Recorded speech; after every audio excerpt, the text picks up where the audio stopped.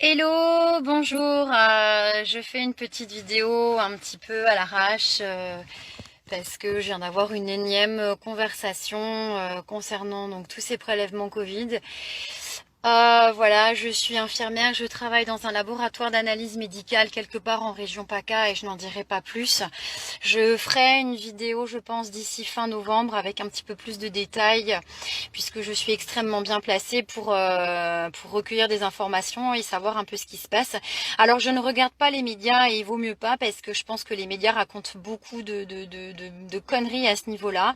Moi, en tout cas, ce que je peux constater, c'est qu'il y a l'immense majorité des tests est négatif et je le sais bien puisque je fais les prélèvements Covid tous les jours et l'immense majorité des gens que je vois sont soit sans symptômes ou alors ils ont juste un nez qui coule. Il y a effectivement une personne de temps en temps qui est un peu plus malade avec de la fièvre et qui se retrouve effectivement clouée au lit pendant quelques jours, mais c'est une personne sur enfin c'est extrêmement faible.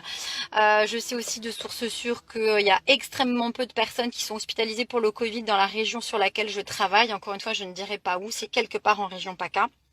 Voilà. Mais moi, ce qui m'énerve au plus haut point, c'est que il y a des employeurs qui font du chantage sur les employés en disant si tu ne reviens pas avec un test PCR négatif, tu ne peux pas venir travailler. Je ne suis pas sûre que ce soit légal et je ne suis pas sûre que l'employeur puisse exiger quoi que ce soit de résultats médicaux sur un de ses salariés. Donc renseignez-vous. Mais moi, à ma connaissance, ce n'est pas légal. Ce qui m'énerve aussi au plus haut point, c'est les petits bouts que je dois prélever. Donc encore ce matin, un petit gamin de 3 ans à qui il faut faire un prélèvement nasopharyngé. Le gamin a juste hurlé. Il ne comprend pas pourquoi on lui fait ça parce qu'en plus il est pas malade, il est rien. Il a rien du tout. Tout simplement parce qu'il y a un cas et potentiellement contaminé au sein de l'école. Donc voilà, donc les directrices d'école, directrices et directeurs d'école et de crèche, arrêtez de psychoter, arrêtez d'obliger les parents à faire dépister des enfants qui n'ont rien parce que c'est un traumatisme absolument abominable ce prélèvement. Moi j'ai la boule au ventre à chaque fois que je dois faire ce test sur les petits. D'ailleurs je n'enfonce pas l'écouvillon jusqu'au bout parce que déjà l'enfant se débat, il hurle, c'est très compliqué et c'est très risqué du coup. Et puis non, je suis désolée, moi j'ai la boule au ventre, donc j'ai décidé qu'à partir de maintenant je n'enfonçais plus l'écouvillon jusque là sur les petits bouts. Faut arrêter, j'ai pas envie de participer à ça. Voilà.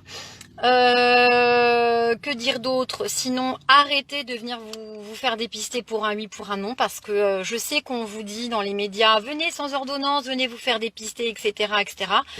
Primo, ça sert à rien à part vous faire ficher parce qu'après vous êtes ce qu'on appelle un cas contact de la Sécu et on va vous embêter pour que vos proches se fassent dépister.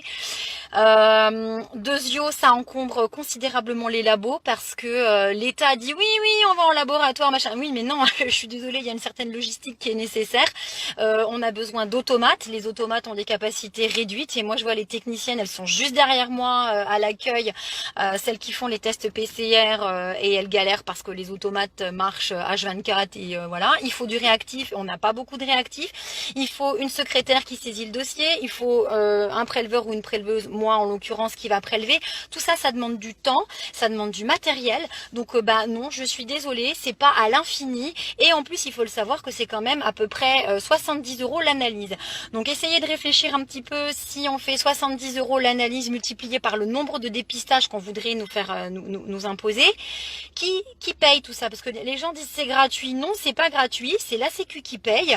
Et je vous garantis que à ce rythme-là, si on continue comme ça, bah la Sécu dans quelques mois, elle est par terre et on va nous dire ah mais il va falloir privatiser parce que moi je pense que c'est ça qui nous attend.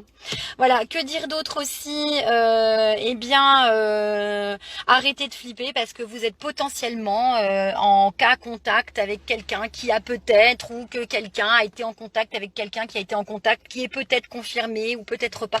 Franchement, je vous assure, hein, on a quasiment que des nègres en résultat et puis même les gens qui sont positifs, ils ont mais rien quoi, un rhume ou rien du tout. Donc voilà. Voilà ce que je voulais vous dire. Donc témoignage encore une fois d'une infirmière qui travaille en laboratoire. où on est d'accord en plus entre nous au niveau des collègues à dire que c'est complètement débile. Et pendant qu'on s'occupe de gens qui ont rien ou juste un rhume, eh ben je tiens à signaler qu'on est nettement moins disponible pour les personnes qui sont sous chimio, pour les personnes qui ont de vraies maladies comme le diabète ou quoi, qui nécessitent des prélèvements à domicile, qui nous téléphonent pour prendre leur rendez-vous ou ce genre de choses. Voilà, donc le Covid, à part une toute petite catégorie de personnes extrêmement fragiles, et je dis bien extrêmement fragiles, il y a vraiment rien à craindre, je vous assure. Hein, moi, je le vois tous les jours, donc il faut juste qu'on arrête de nous raconter des histoires. Voilà.